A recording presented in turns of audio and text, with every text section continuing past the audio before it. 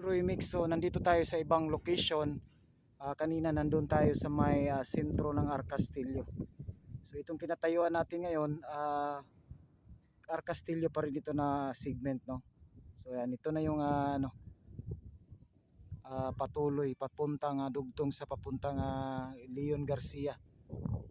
Roy Mix, magandang hapon dyan sa inyo. So papunta yan.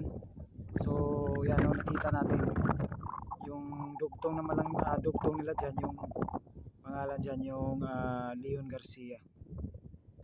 So after dyan sa Leon Garcia, may mayroong box culvert at saka mini bridge dyan, no. So kung dito naman sa dito naman sa may San Juan, Pagitan, no, mayroong mini bridge. Ayan. Okay, so don't forget to subscribe mga ka-Elroy Mix dyan, no. And para maging eligible na yung natin, YouTube channel, no. So tulungan niyo po ako. Malaking suporta at malaking tulong yun. So salamat sa pagsuporta nyo kay Elroy Mix, lalo na dyan sa ating mga subscribe dyan, no, na silent. Shout out sa inyo.